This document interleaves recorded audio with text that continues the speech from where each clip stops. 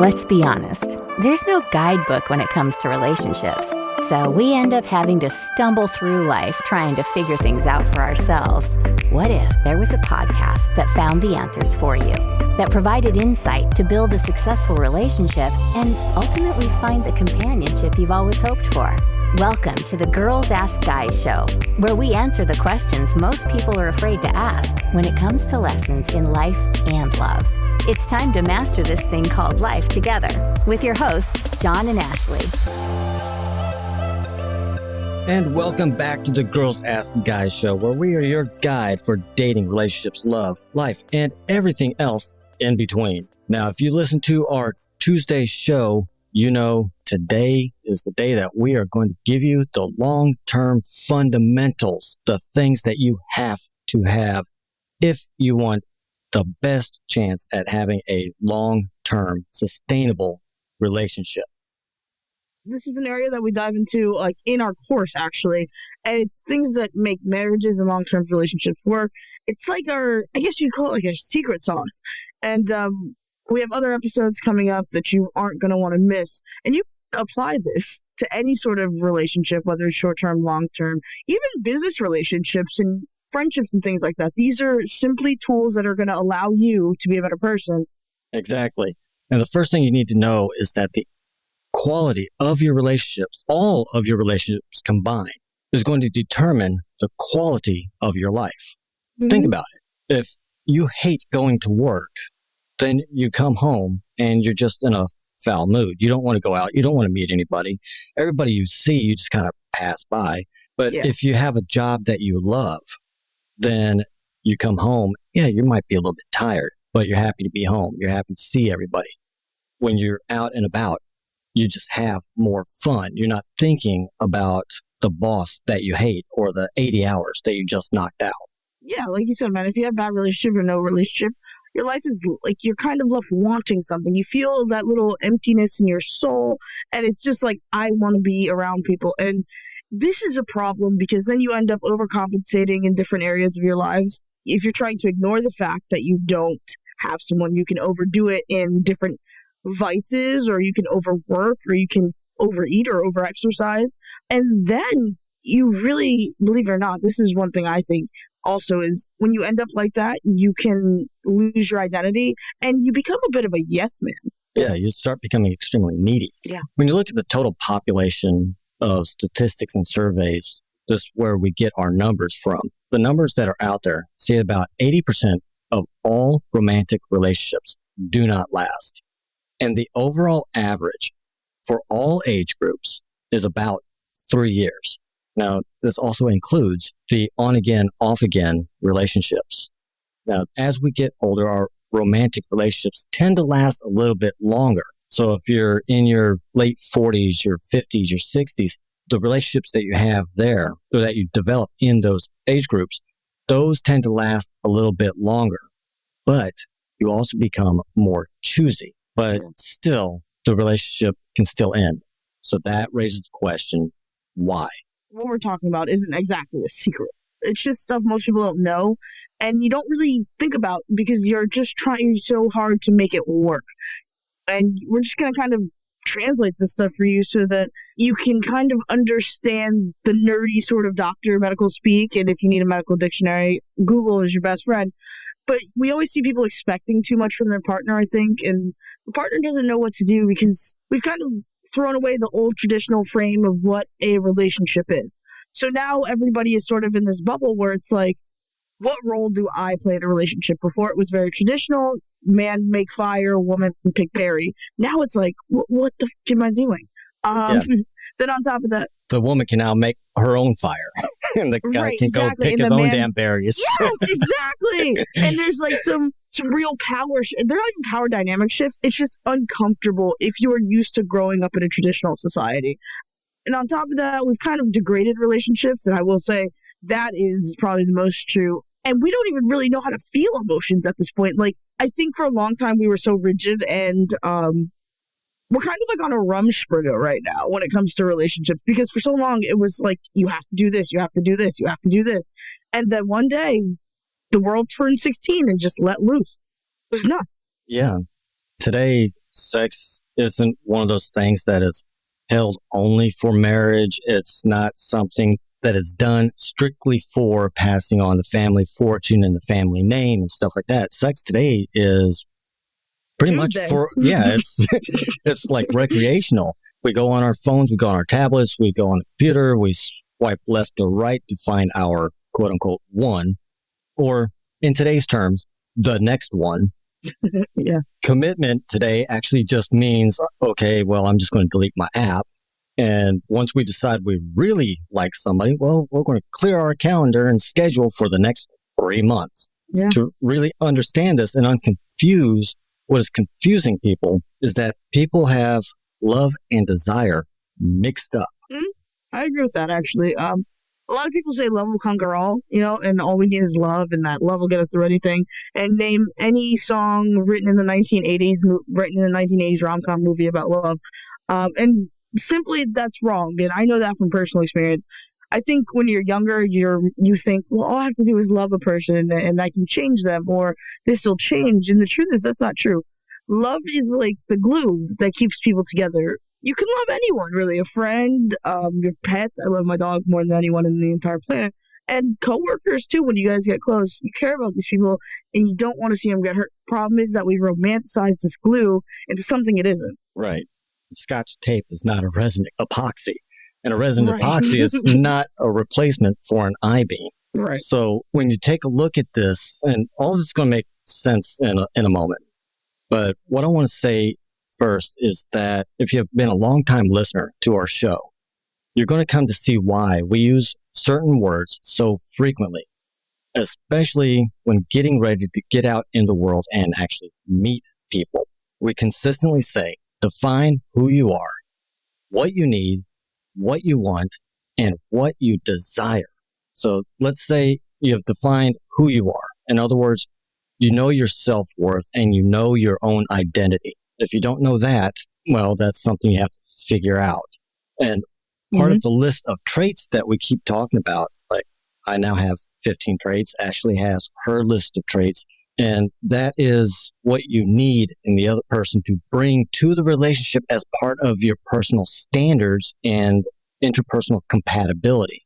Another part of that list that we have that's saying this is what we want. The other aspect that's out there is all external. That's like where you're going to live, your children, if you're going to have kids, financial stability, and maybe even their education level. And then maybe your kid's education is important. And then you have desire. This is our so-called secret. Yeah, I agree, man. Like, if love is the glue that keeps us together, then desire is what keeps us coming back. Desire, actually, just think about this for a second. The last relationship breakup you had, for that matter, think of a couple that got divorced. At first, you guys, you're all over each other. I thought, I'm not going to act like I invented the term honeymoon phase. But, you're in that honeymoon phase. It's wonderful. You can't stop touching each other. You guys are talking 24/7. And people call that love. So you think it's love at first sight, but really it's just desire. Yeah. You desire their touch. You desire the closeness that you have. But we called it love. Now, somewhere in the middle, we didn't crave that touch as much. Then we didn't feel that closeness.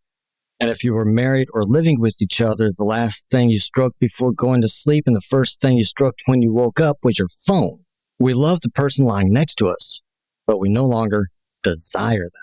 Yeah, and even the sex went from bad, worse to no, I don't think so. Yeah, never mind. not I got a headache. Then that final break or the divorce happened. It hurt some, but you still love the person, but the desire no longer existed. The passion that the desire builds is gone. So the question becomes why?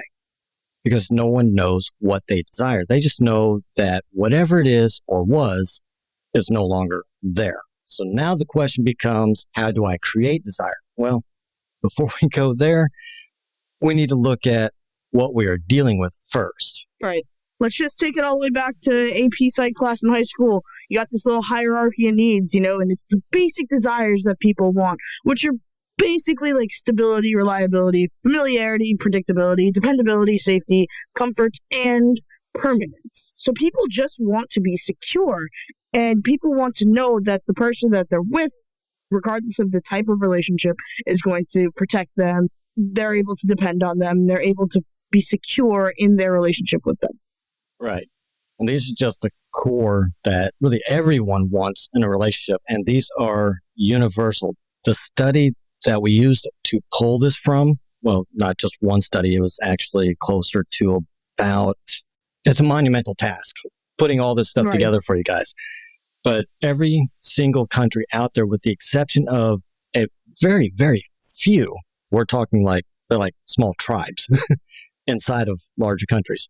Those are our outlier sections. But these are the things that people initially look for.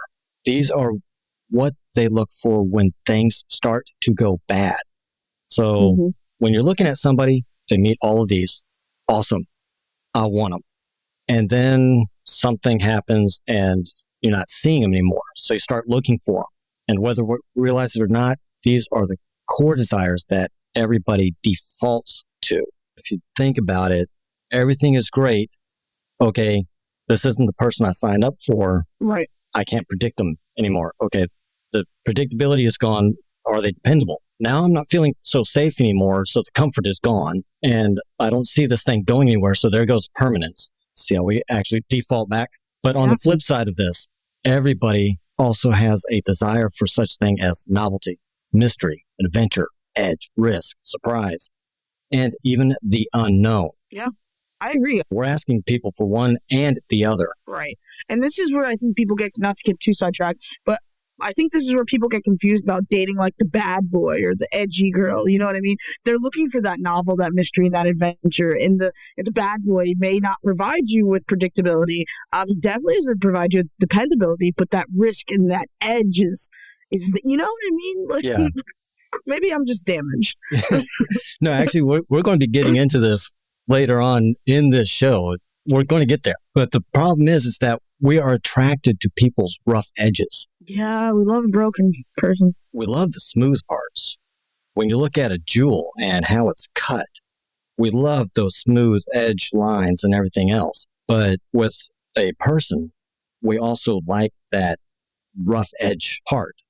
So on one part, we're trying to put everything together. And how do we put these opposing desires together? The comfort versus edge, predictability versus surprise, familiarity versus novelty. And unfortunately, many people go into a relationship thinking that all of this is going to be given for the rest of the relationship once the first date happens. Right. And I really hope you guys are keeping up. If you need to, pause the show, go back, because there's some really important things. Like we talk about the basic fundamentals of desire, which are things you might want to keep for your record. Of course, you also want to hear about the kind of the flip side of what else people are looking for. So make sure that you guys are keeping up, because we're going to throw in some more stuff and it gets a little more complicated. You know, all relationships, romantic, are based on some kind of eroticism. Most people like to call it passion. I like to call it lust. Whatever you want to call it whatever you feel. Desire builds that passion, and the passion builds the romance, and the romance keeps the relationship alive. And this is just from personal experience. I can't tell you how many, or I can probably like 2, but romantic relationships I've had that were purely just romance and no substance. Isn't that crazy? Well, no, I've had those as well. And those are the ones that I'm kind of tired of. I kind of like those. No, I want the romance, but I also want that sense of eroticism. Yeah. Without the eroticism, there's no desire. Yeah, that's true. All of this, it kind of leads to the question, how do these two sets of desires relate and conflict? Now, if we can answer that, then we can figure out how to have the best of both worlds, which is something that we have done. And the other coaches for the past several weeks, I've been just researching the hell out of them. They're missing it. They're giving patchwork stuff, manifestation. I was like, how do you what the hell? I go through your course. I become confident. The world is going to open up to me, but all I have to do is sit on my couch, watch my favorite movie, and my ideal person that I've always wanted is going to be delivered like an Amazon package. Exactly. And I think the thing is, the problem is they're just using this one technique. Now, I am not that spiritual, but I'm also not spiritual. So I'm not going to completely say meditation, visualization, manifestation, they don't work, but they don't work alone. And that's kind of what we do. We have you visualize your ideal life. But then we also do this other thing. It's called taking action. And that's the problem with a lot of these coaches. They'll say, all you got to do is sit and meditate and visualize, and the person will be right there. And that is not true. Memorize this script and go out there and just Right. repeat it. And once you repeat it, do this. They're patches. Yeah. It doesn't work. The thing about our strategies is that if something starts to happen, you already see it happening. So you know where to reach in the bag, what file to pull out. And this is what I need to do. Yeah. It can That's be exactly inserted anywhere. This right here, what we are covering today, it doesn't matter if you've been married for 40 years or you got married yesterday or you just started dating somebody an hour ago. This works. And okay, what we have to do is you can have predictability and surprise instead of one or the other in your relationship. Now, to get this, we need to look at love. Think about the last time you knew you were in love. Now, if you haven't had it, think about the platonic love you have for your parents, a close friend, or even a pet. Someone that if you lost them tomorrow, you would definitely feel hurt and the emotional pain over loss. That's love. With love, you can have something. You can't desire something you already have. Yeah, There's that's the a really difference. good point. That's a really good point. I mean, and I would like to say, like, in contrast, desire means you want something. You want to know the person you're with. You want to minimize the gaps. You want to see them more. You want to be with them. Ultimately, you just want more closeness. Right. You want to minimize any tensions that exist between you and them. Yeah. Now, if you love someone, you can reach a part where you are comfortable and your desire is satisfied. Now, let's take knowing someone as an example. You reach a point where you believe you know everything about them. So you stop seeking and they stop sharing. It's Yeah, that's a problem. I'm sitting across from a girl and I'm talking to her, and all of a sudden we run out of things to ask. Talk about, Yeah. Or Yeah. we want to ask something, but we're afraid to ask. Well, if I don't ask, they can't share. Yeah, and that's a problem. Yeah. So therein lies the problem. Desire doesn't want to go back to someplace that has already been. You can't want what you already have. I can't want the same car that I already drive, but I can want the upgraded sports model. Yeah. I mean, so what is this telling us and what are we getting at? How does this even help us with long-term relationships? And I think that's where the other gurus really fail us. Remember I said earlier, good boy, bad girl thing comes into play. That's something that the gurus and pickup artists say you have to either choose one or the other, and it's not true. Yeah, you need both. Listen to our last Thursday episode where I described the encounter I had with the girl at the edge of the dance floor. I did a highly sexualized, direct approach. And when I was talking with the group of the bachelorette party, I was in a very high energy, highly sexualized conversation. What I did was I kept changing the energy. With the girl on the dance floor, I approached her with a bad boy type attitude. I walked up and I can't remember exactly what I said, but it was something along the terms of, you wouldn't believe what I would do to you tonight. And she just turned around and, get the fuck away from me, you creep. Well, during the conversation, I flipped back and forth because I backed off. I turned around. I walked to the bar after I gave her what an actual creep was. Now, with the bachelorette party, I approached as a good boy and then I flipped to the bad boy. Again, I kept flipping back and forth. Now, most of the time I stayed with this good boy mode because I am generally a good person. And I give a glimpse of my bad side. So what am I doing here? I'm showing who I am, but I'm showing this other side of me at the same time. So with the girl on the dance floor, I approached as the bad boy and I've flipped over to the good boy so that she can kind of see the ooey gooey center, so to speak. And on the, and then with the bachelorette party, I was showing them my good side, but then I was also showing this bad side of me. And my underlying message is that I have this other side that they can go and explore. It's a place that they can visit. It's a place that they can come out and check and kind of see what's happening in my, red light district, so to speak. I like the way you put that. That's funny. And I guess this is only one aspect of the picture, right? So there's more that goes into this because to keep this part going requires imagination, and imagination can make or break or save a relationship, guys. We cannot stress enough how important that is. But also, it's something that people desire to see more of as a relationship develops, as it ages. And there's a hard rule that we have to throw in here. If you get this wrong, like all of this, if you do this wrong, it is literally just going to just tumble down like a house of cards in an earthquake. There is no neediness in desire. Your desire is based in neediness. You can forget all of these things and you might as well just shut this off right now. Yes, because if you're coming at this from a needy point of view, they're going to pick up on it, and you can't do that. Neediness is like a powerful anti-aphrodisiac. Yeah. It's like the most powerful thing that they can feel is that you are needy.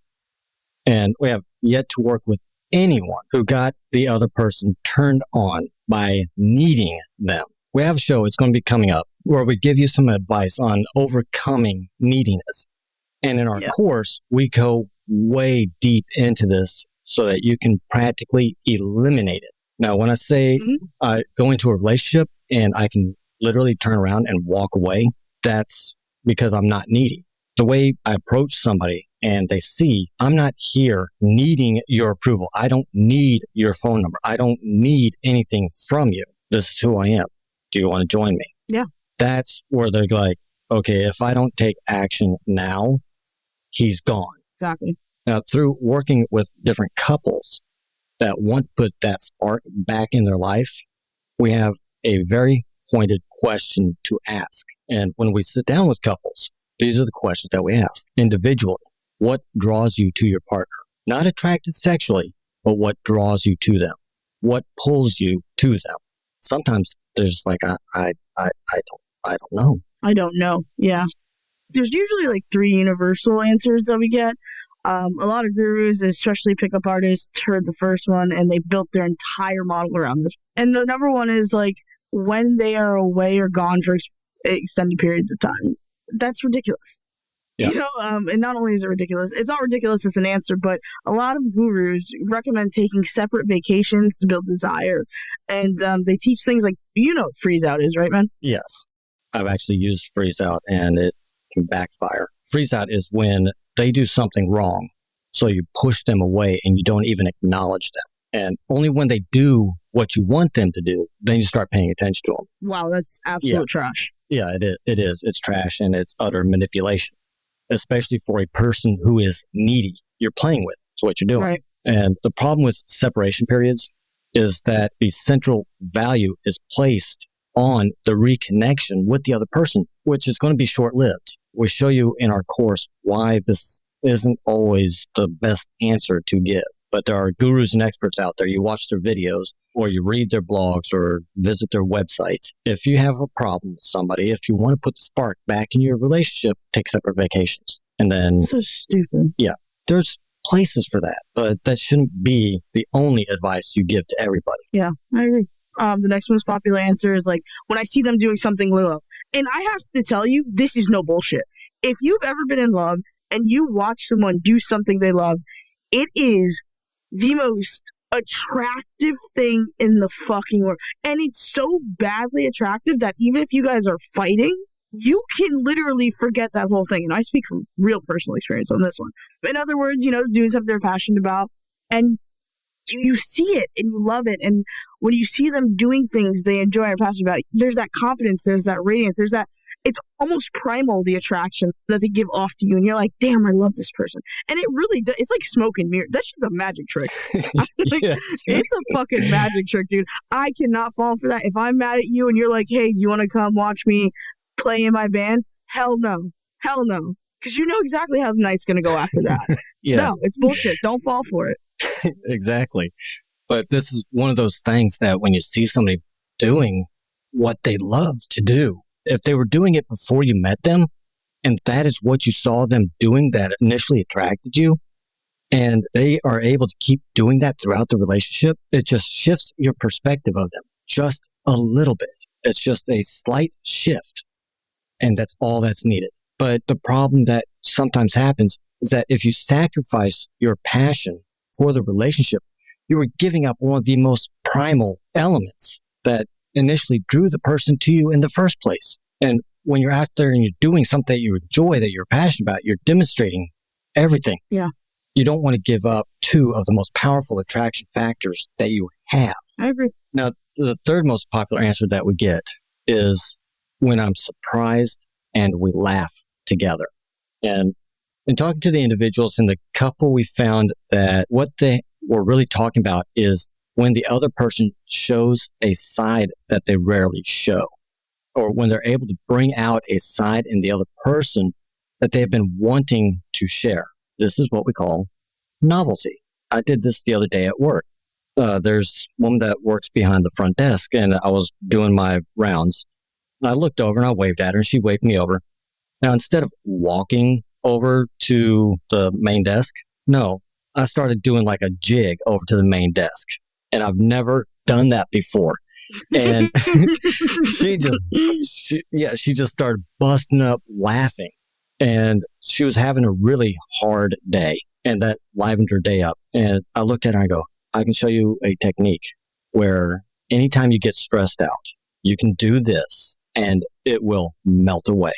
I was explaining it to her. I was like, okay, put your both hands straight out in front of you, elbows next to your side. Now bend over just a little bit. She's like, okay, now what? And I said, wiggle your ass. She's like, what?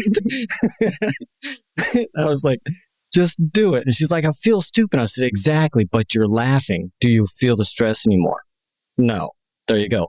I'm showing her something that she rarely ever sees from me because I always have this professional persona. And here I am. I'm being real with her. Yeah, it's true. And that laughter, I mean, and you know what's hard is if you're a funny I'm a pretty funny person. And so for me, that's such a common thing. Like when I date someone, we laugh a lot and we have a lot of fun. I'm a fun person and I like to do fun things. And so it makes it very hard when you break up because you are leaving someone that you're laughing with, someone that that believes in romance and all of those things. And I've realized that it sucks because realistically, from any standpoint, we look at it, laughter is one of the best parts of life. But so, of course, that's one of the most popular answers. Yeah. But if we take this and we look at it from an erotic standpoint, a common complaint is that sex becomes boring in long-term relationships. Why? Because it's lost its novelty. There's nothing new. That's why people go out and they do sex therapy camps, or they go to these courses where they learn about each other all over again, kind of. Then all these books and everything else that's out there. But try this paradigm shift in your thinking of sex. Sex isn't something that you do with your body. It's a place that you go in your mind. Right. So where do you go in your mind when you have sex? What parts of your body and your partner's body do you connect to? When you're in that space, what do you seek to express? Yeah. Now, a lot of people, they're like, wait, what the fuck are you talking about? Right. They kind of just want to get it done. Like, but sex, it really is. It's a very intense exploration of your bodies. It's like a very intense exploration of your souls if you do it right. And an incredibly, I don't really have words for the experience if you're doing it right. But if you're just doing it to do it, you're going to be lost in this entire conversation. So I would suggest you pay attention. Yes. Because this is something that we show in our course is how to experience sex as if everything is happening, but nothing is happening at all. And it's all about the poetics that surround sex. When you learn how this is done, you put the novelty back in your relationship. Yeah. Now, if you start out with good sex, though, it's exhausting. Yeah. But you have to wrap your head around this because there is a strategy that I use with a person that we are really connecting, like emotionally. And this connection, it just grows. It doesn't matter if we're on the phone. It doesn't matter if we're at work. But when we start communicating back and forth and you start throwing little innuendos, it's almost as if you are experiencing the act of sex without actually having sex. And then when you actually do have it, wow. It's it's a whole lot of things. Yes. But now let's look at the other set of questions that can really help with this. Yeah. All right. So let's look at the next set of questions that can really help everyone in their relationships and kind of heal it.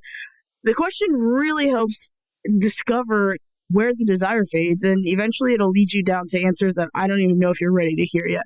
The question is simply, when do you shut yourself off? Which is basically the exact opposite of when do I get turned on? And look at what we're kind of doing here. Sex isn't what you do, it's like a place you go. And we're not asking for a short list of what someone else can do to get you excited. We're asking for the multitude of internal things that shut you down. Like, what is triggering you? Why are you not willing to do it tonight?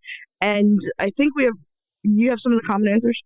Yeah, some of the common answers that we get when we flip the question, because a lot of people, they do ask, what can I do to get you turned on? What do I have to say? What do I have to touch? What do I need to do? Everything's about what they need to do instead of reversing the question, what shuts me down? And this happens for guys and women, primarily women, but there are some guys. And it's when they feel powerless. That's like the number one answer. Or when I don't like my body. This happens to guys and women. Guy gets in there, he doesn't feel like he's muscular enough or something there. Very easy to figure this one out. Lights on or lights off. Hello. That is, and that's a turning point in most relationships is when you do it with the lights on. And that's such an interesting thing. So it's when they don't like their body or they have a body issue, when they haven't had enough time for themselves, when they don't have a sense of self-worth or they feel lost. It could be they feel lost in the relationship. They don't know where they stand. What role do they play? And another one is when they do not feel like they have the right to take, receive, or want pleasure. Yeah. Yeah. And that's pretty intense, I think, when hearing this, if you're listening with your partner, which, good job. But like, I can imagine two people looking at each other and just being like, I understand this. And if you're listening with your partner or you're listening and you say, hey, I really like this, you guys can even start to trace it back. Like, start to trace it back to say, this is the moment I felt like this. And now we kind of know what you feel that causes you to shut yourself down. And we start to ask ourselves the opposite question to find out what turns you on again. And it's the revolving cycle. It's never something you guys stop doing as a couple or you stop doing as a person, really. And it's not about what someone else does. It's about you. What can you do? The majority of people ask, what can I do to turn you on? And no matter what they do, it doesn't work because you're not even mentally there. And you want to be there. You're like, I would love to enjoy this, but I'm not.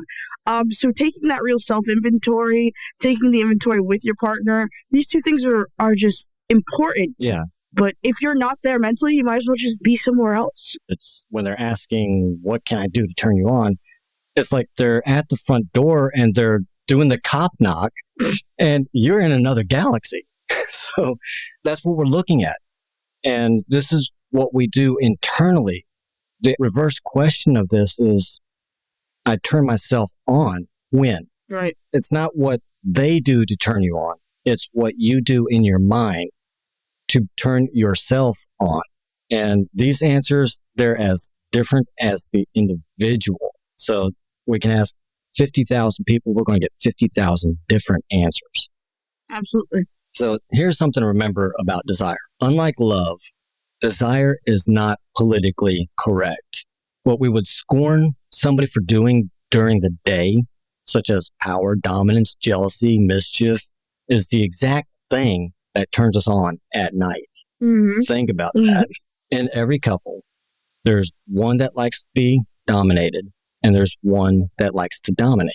And it could be she likes to dominate tonight, he likes to be dominated tonight.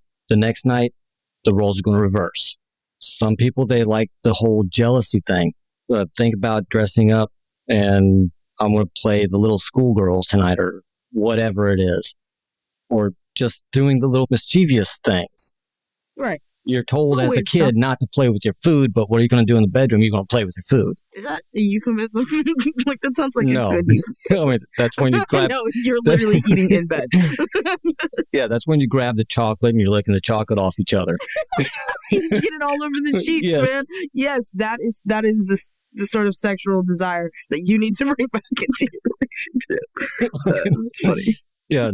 But love is associated with being selfless. Desire is being more selfish. You're taking in and you're doing what makes you feel good. And through you feeling good, you're making your partner feel good, meaning that you're able to remain connected to yourself while in the presence of someone else. Imagine that. And before we wrap this up, number one, I want to say, if you missed any of this episode, I would go back and listen because we got into a lot of detail. There's a lot of important things that we touched on. We touched on desire versus love. We touched on what people look for fundamentally in relationships. But also, we touched on a few things that people don't necessarily think of, like, why is this crumbling? And you can really do some of this work by yourself. You guys can take a self-inventory. You can do it with your partner. So if you didn't grasp the full concept, I urge you to go back and listen to this episode and not listen to it in its entirety. Listen to it in parts so that you can understand which part of your relationship is either A, failing, or B, never got started. We found it very true in so many couples and so many different relationships, long-term, short-term, whatever, boyfriend, girlfriend, husband, and wife, is that a lot of couples don't realize any of this stuff until they hire or start working with us. And we deal with something called a comfortable relationship. And this is where you slide into comfort. It's, you do the same thing every day. I think some people like to call it catching a rhythm. I think it's called dull and boring. But what do I know? We get more into this in our upcoming coursework. So here's a short version that may help some of you listen and kind of grasp this concept. This comfortable relationship that we speak of is simply this. You're comfortable with the person you are with, but you don't really desire them. The relationship isn't really what you want, nor what you really imagined it was going to be like, or what it would even look like. So you are only emotionally and physically invested enough that the other person doesn't leave. In contrast, the other person reciprocates about the same amount, and the result is you don't feel lonely. Therefore, you are getting some of the core desires that we spoke of earlier, but the relationship is devoid of anything else that you truly desire. It's an ambiguous relationship. So what do you do with that information is up to you. Most of the time, we find out that one or the other is looking to end the relationship. They are just waiting for the right time or the right excuse to make it happen. Yeah, and we found that out, and it's really heartbreaking when people get to the point, and like we said earlier, usually that's when they start working with us. They get to this point where one of them is walking out regardless. They just need, he sneezed wrong, she tripped on my cables and broke them. They just need something minuscule. So the question is, like, what do we do? And how can we use this? And I think the first thing is to have a lot of sexual privacy. Yeah. Remember when we said you can experience sex as if everything is happening, but nothing is happening at all? That is in our upcoming course. But just know that there is this erotic space that belongs to each individual. Mm-hmm. Think about that bad boy, bad girl example that I gave earlier, where I'm being the good boy, but I'm showing them bits and pieces of my bad side. And I'm going back to the good boy. And all that does, they want to see more of that bad boy. Or I'm being this bad boy, but I'm showing little glimpses and pieces of my good side. Yeah, I like that. And I mean, you know how they say, like, foreplay starts in the morning and lasts all day? Oh, God. Yeah, that's a load of bullshit. Just a load of bullshit. We want you to start foreplay once the last orgasm finishes. Foreplay is fun. Foreplay doesn't have to be like licking a knee or something fucking strange. Foreplay can be a very high charge conversation. And that's what I was alluding to earlier. This is when your two erotic spaces meet and you drop your everyday responsibility. Forget everything that happened during the day. Forget what is on the agenda tomorrow. I mean, is it really going to make that big of a difference whether the dishes get done now or tomorrow morning? Exactly. Yeah. And when I'm talking to this girl at work and we start throwing the sexual innuendos around, that is nothing but foreplay. We are both going through and imagining. No joke, I look across the casino floor and I see her, and the only thing going through my mind is that last little comment, and I'm like, I want to make that happen. And she's looking back at me, and I can tell by the look in her eye and how she gives me this little wiggle of her hips. It's like a thing between us, our own little secret. Well, now it's out to the world, whatever. Right. It's not a secret anymore. But I can tell what she's thinking. And desire and responsibility are not friends. Enjoy your partner. Let your imagination and your inner child play with each other. Yeah. And understand that desire isn't always going to be hot and heavy. That's like anything. It goes through phases, ocean tides. You're going to have highs and lows. Like, it's not, every day is not going to be rainbows, sunshines, and unicorns. Right. Yeah. If you're in a long-term relationship, there's going to be days where that desire is like, I have a desire to literally punch you in the face right now. But I also have a responsibility, which is why responsibility and desire aren't friends. But you're going to make sure that once it's gone, you know that there's ways to bring it back. And one effective way is seriously through artificial spontaneity, which is, I believe, the saving grace of a relationship. Right. You know things are not going well. And for me, one of the easiest things that I do is I just look over at her and I'm like, let's go on a road trip. Let's just get in the car and we're just going to take an exit that we've never taken before. We're just going to see where it goes. And I start to make this little quip. I know what she likes. I know what her desires are. We've had those conversations. That's part of this episode right here. Where do you need to go in your mind? What is it that you do or that you feel that turns you off? Now what turns you on? I know what turns her off. We've had that conversation. I know what headspace she needs to be in order to feel in the right space. So that's one of the things that we've had. Have that conversation. They're not easy conversations. They're deep. They're hard. But have those conversations.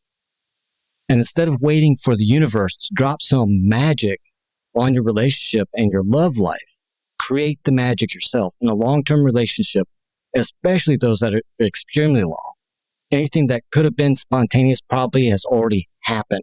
So go to your place. Have committed sex. Committed sex is willful and it's intentional. It's about focus and present. You need to focus on what makes you feel good. Know what makes them feel good and be present in the moment. That's when time seems to stand still. Exactly. And there's no one answer to everybody's. We are not saying that this is the reason that your relationship is crumbling. We don't know you personally. We'd love to get to know you. So make sure that you keep a lookout for our website and everything so that you can start to really engage with us so that we can help you on a more individual level. But realistically, it depends on your individual relationship with yourself, and it depends on the relationship with your partner and the relationship you guys want to build together.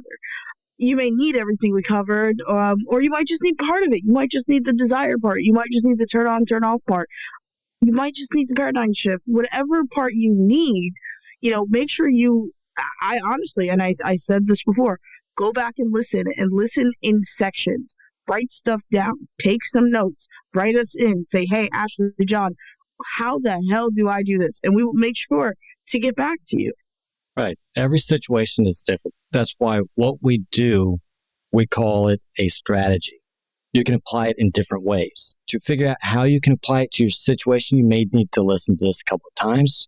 If you still need help, like Ashley said, write to us and we'll see what we can do. But with that, we have come to the end. Now, you're going to want to listen in next week because we describe our upcoming new course, how we structured it, the major parts that it includes, and the options that you're going to have. Not exciting, guys. As always, remember, rate, share, subscribe, tell everyone you know. Make sure that you, I don't know if you can get notifications, right? Yeah, you can. Subscribe. That's what subscribing is. But make sure that you subscribe to us, write in, rate us, tell us what you think. If you need any help, connect with us. Connect with us on Facebook, Girls Ask Guys Show. Connect with us on Instagram, Girls Ask Guys Show. One of us will see it. One of us will respond to you. If you have any desire to be on the show, say, hey, guys, I think I could do a show about this. And we'll say, hey, that sounds great, buddy. Give us a call here or text us here, and we will get connected with you. Yeah. And sometimes we do have a couple people, they have expressed an interest in coming on the show. It's just that right now we are booked up with a lot of content that you guys are requesting. We're trying to get that out to you first. Very much like this show. You asked us what our secret sauce is. Well, here's one part of our secret sauce. We have the rest of it is going to be coming up in a future episode. Not next week, week after. So you're going to want to pay attention to that. Yep. So with that, hope you learned something. Let us know if this helped you at all, gave you something to think about, and we will talk to you on the next one. That's all for this episode of the Girls Ask Guys show, where all of us learn to master this thing called life together. For more answers to your questions on life and love, be sure to subscribe to the show so you don't miss a single episode. And head to girlsaskguyshow.com to submit your questions for a future episode or apply to be a guest on the show. Good luck out there, and we'll catch you next time, right here on the Girls Ask Guys show.